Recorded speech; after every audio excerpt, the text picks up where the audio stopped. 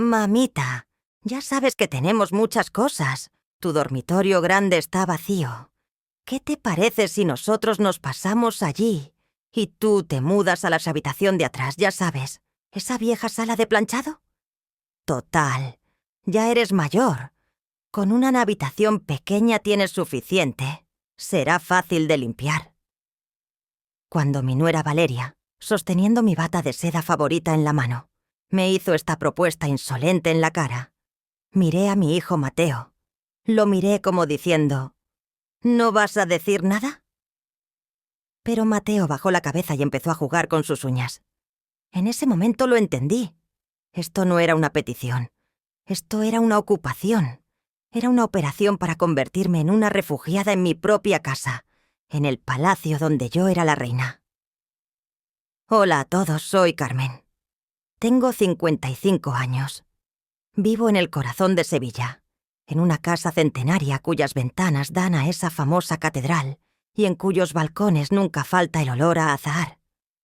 Cuando murió mi marido Antonio, no solo me dejó esta casa, sino también una experiencia de vida que me enseñó que debía ser inteligente. Mi hijo Mateo y su esposa Valeria se mudaron conmigo hace 2 meses diciendo, «Hay reformas en nuestra casa». Al principio me alegré. Pensé que mi soledad terminaría. Pero Valeria, desde el día que entró en la casa, no se comportaba como una invitada, sino como una jefa. Cambió mis cortinas, movió mis muebles. «Esta casa está muy pasada de moda, Madre Carmen. Debemos modernizarla», decía constantemente. Y hoy que entramos en la Semana Santa, mostraron sus verdaderas intenciones. Valeria le había echado el ojo a mi dormitorio. «Tiene mejores vistas», decía. Esa sala de planchado a la que querían enviarme era una celda húmeda y oscura, cuya ventana daba al patio de luces. «No», dije con calma. «Esta es mi habitación, y seguirá siendo mía hasta que me muera». La cara de Valeria se tensó. Se volvió hacia Mateo. «¿Lo ves, Mateo?», dijo con reproche. «Tu madre no nos ayuda. Nosotros pensamos en su bien, y ella es egoísta». Mateo finalmente habló. «Mamá, puede que Valeria esté embarazada. Necesitamos la habitación amplia. No seas terca». Embarazo. Esa era su mayor arma. Jugaban la carta del nieto. No alargué la discusión. Salí de la habitación. Salí de casa para ir al mercado. Pero 1 hora después, cuando volví porque olvidé algo, la puerta de mi dormitorio estaba abierta. Valeria y Mateo estaban metiendo mi ropa, esos vestidos que tanto amaba, en bolsas de basura negras. «¿Qué están haciendo?», grité. Valeria se sobresaltó, pero se recuperó de inmediato. «Te estamos ayudando, mamá», dijo con una sonrisa descarada. «Para que no te canses, estamos llevando tus cosas a esa habitación pequeña. Iba a ser una sorpresa». Miré esas bolsas de basura. Dentro no solo estaba mi ropa, estaban mis recuerdos de 30 años, mi honor. No los detuve. No grité. Solo sonreí. «Está bien», dije. «Ya que lo quieren tanto, me pasaré a esa habitación, y ustedes instálense aquí». Valeria besó a Mateo con aires de comandante victorioso. «Genial», dijo. «Daremos la cena de Pascua en este salón, con nuestra nueva organización».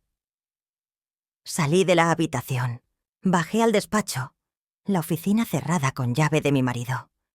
Ingresé la contraseña de la caja fuerte. Saqué la escritura de la casa y esa carpeta especial que el notario señor Rodríguez preparó para mí la semana pasada. Mientras Valeria y Mateo metían mi ropa en bolsas de basura, yo había metido su futuro en esta carpeta. Creían que iban a celebrar un renacimiento en Pascua, pero lo único que se serviría en esa mesa sería una venganza fría. Esa noche, mientras yacía en posición fetal en esa cama de invitados vieja y con los resortes salidos en la estrecha sala de planchado, escuchaba las risas que venían del piso de arriba, de mi dormitorio. Valeria y Mateo celebraban su victoria en mis sábanas de seda. El olor a humedad de la habitación me quemaba la garganta, pero lo que realmente me quemaba era el dolor de la traición en mi alma.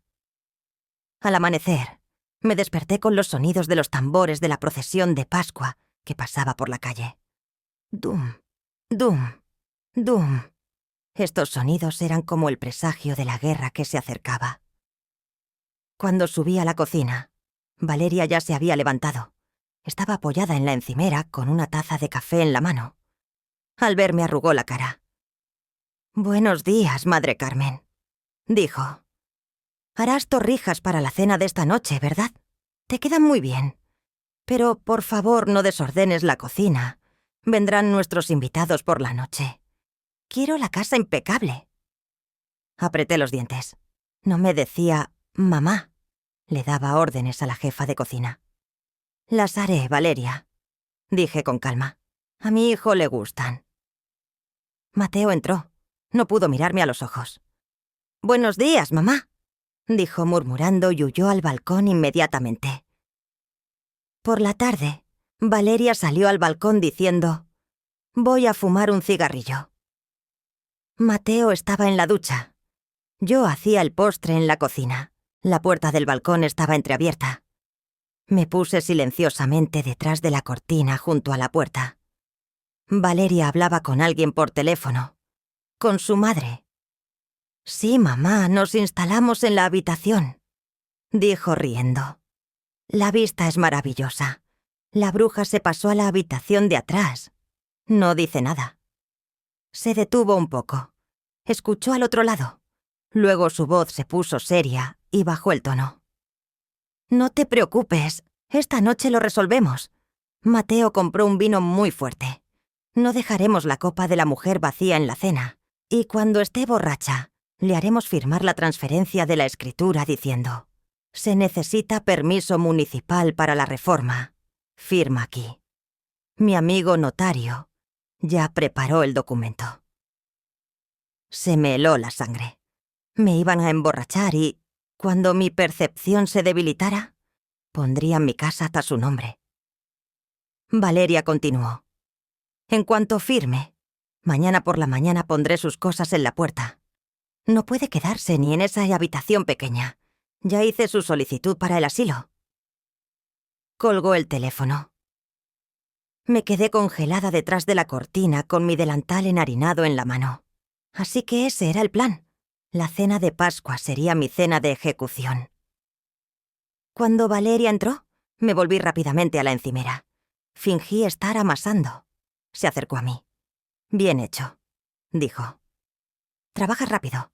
No te pongas ese vestido negro bonito por la noche. Es muy lúgubre. Ponte algo más sencillo. No llames la atención». O sea, decía, parece una sirvienta. «Está bien, hija», dije. «No te preocupes. Nadie podrá quitarme los ojos de encima esta noche». Cuando Valeria se fue, me quité el delantal. Bajé de nuevo al compartimento secreto en el despacho. Saqué el viejo maletín sellado de mi marido. Y junto al vino de celebración de la noche, puse una botella especial que yo misma preparé. Creían que me emborracharían y se quedarían con mi casa. Pero en esa mesa, la que se marearía no sería yo. Las 21 de la noche, las ventanas del salón abiertas, el olor místico y pesado a incienso de la procesión de Semana Santa que pasaba afuera, y los sonidos de los tambores. Dum, dum, dum, llenaban el interior. Valeria y Mateo estaban sentados a la mesa, esperándome impacientes. Valeria me había dicho: «Vístete sencillo». Pero yo me puse ese vestido de seda rojo sangre que mi marido me compró en nuestro 25º aniversario de bodas. Me peiné. Me puse los pendientes de diamantes que me regaló mi marido. Ver esa expresión mezcla de asombro e ira en la cara de Valeria cuando bajé las escaleras fue la primera victoria de esta guerra. Yo no era la sirvienta. Yo era la dueña de esta casa. Me senté a la mesa. Valeria saltó de inmediato. «Oh, Madre Carmen, parece que vas a una boda. En fin, siéntate». Inmediatamente tomó la botella de vino. Ese vino especial, fuerte. Llenó mi copa hasta el borde. «Esta noche es una noche especial», dijo Mateo. Su voz temblaba. «Por la unión de nuestra familia». «Salud», dije. Levanté la copa. Me la llevé a los labios. Valeria me miraba fijamente, esperando que tragara. Tomé un pequeño sorbo de vino. Solo me mojé el labio, pero fingí tragar. Dije. «Es muy fuerte». Valeria sonrió con malicia. «Bebe, mamá, te relajarás». Durante la cena, cada vez que giraban la cabeza, cada vez que se reían, vertía lentamente mi vino en la base de la gran maceta a mi lado o en mi servilleta. Pero actué para ellos. Entrecerré los ojos. Hice mi lengua pastosa. «Mi cabeza», dije poniéndome la mano en la frente. «Creo que me está dando vueltas la cabeza». Valeria le hizo una señal a Mateo como diciendo «¡Ahora!». Mateo sacó inmediatamente esa carpeta azul de detrás de su silla. «Mamá», dijo, «¿resolvemos ese asunto aburrido antes de que te marees más? Ya sabes, teníamos que pedir permiso al ayuntamiento para la reforma. Para cerrar el balcón, necesitamos tu firma». Abrió la carpeta. Abrió la parte inferior de los papeles en lugar de la firma. Había cubierto la parte superior con otros papeles. «Una firmita aquí», dijo Valeria, poniéndome el bolígrafo en la mano. «Luego te acuestas enseguida». Tomé el bolígrafo. Hice temblar mi mano a propósito. El bolígrafo se paseó sobre el papel. Valeria contenía la respiración. Sus ojos brillaban. La herencia estaba en la punta de esa firma. Toqué el papel con la punta del bolígrafo. Luego me detuve de repente. Levanté la cabeza.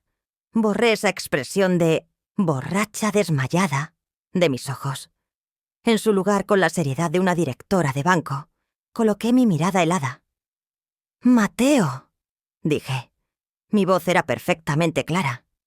«En este papel no dice permiso municipal, hijo. Aquí dice transferencia de propiedad por donación». Valeria y Mateo se quedaron en shock. «¿Tú no estás borracha?», tartamudeó Valeria. Tomé la copa de vino en mi mano y vertí la última gota que quedaba sobre ese vestido blanco y caro de Valeria. «No, querida», dije. «No soy tan estúpida como para emborracharme con su vino barato». Y les cerré la puerta en la cara. ¡Pum! Eché el cerrojo. Los sonidos de los tambores continuaban afuera. Pero adentro por fin se escuchaba mi voz. Había pasado la medianoche hacía mucho. La procesión de Pascua se había alejado. Los sonidos de los tambores habían dejado paso al inquietante silencio de Sevilla. Yo no dormía. Estaba sentada en el sillón orejero en el rincón más alejado del salón, con un vaso de agua en la mano, esperando en la oscuridad. Porque conocía a Valeria. No era una mujer que aceptara la derrota. Sabía que no se quedaría en esa pensión, que no podría contener su rabia, y volvería. Y no me equivoqué. A las 3:30, escuché ese sonido metálico de roce en la cerradura de la puerta de la calle. Clic, clic. Valeria estaba entrando con esa llave de repuesto que escondió secretamente, pero que yo sabía, en la base de la maceta del jardín. La puerta se abrió silenciosamente. Una sombra se deslizó dentro. Valeria vestía de negro. Tenía el teléfono en la mano. Había encendido la linterna.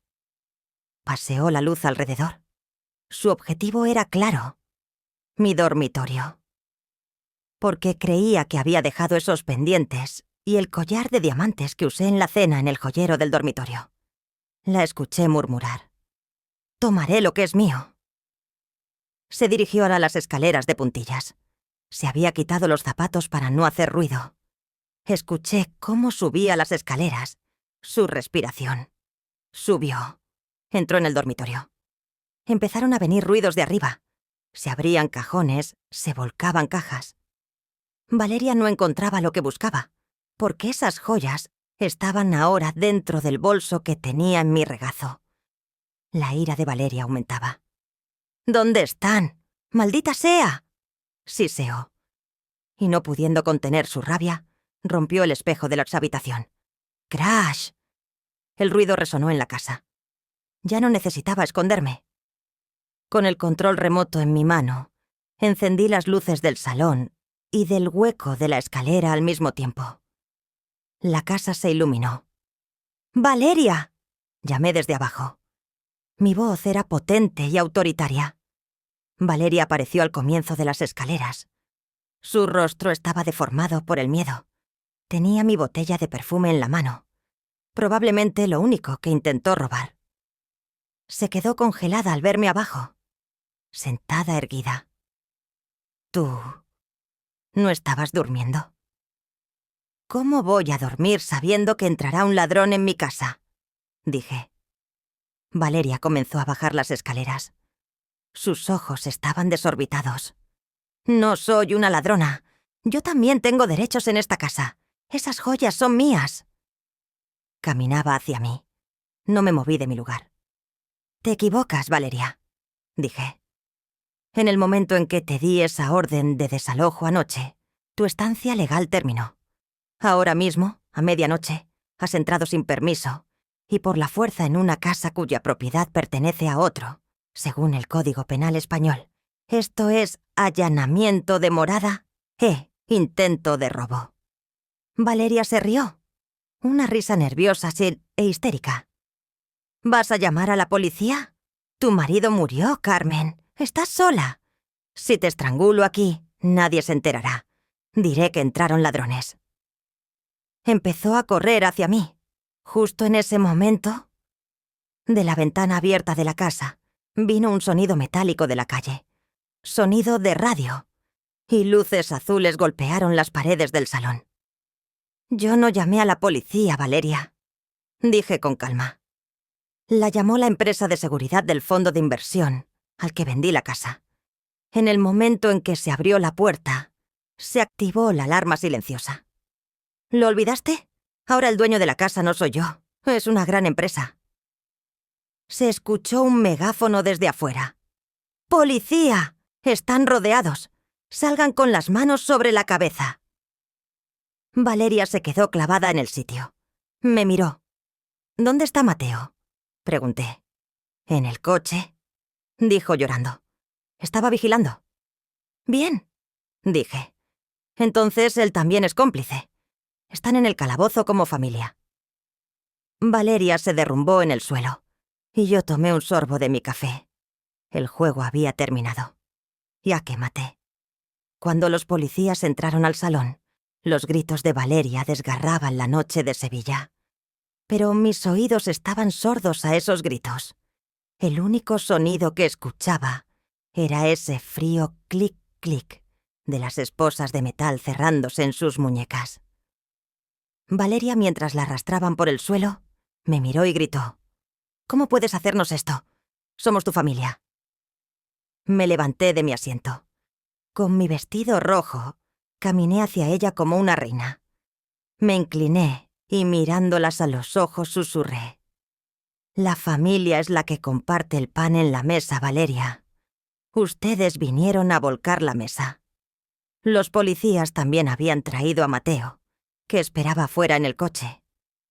Pensé que me dolería el alma al ver a mi hijo así, entre dos agentes de policía, con la cabeza baja y las manos esposadas.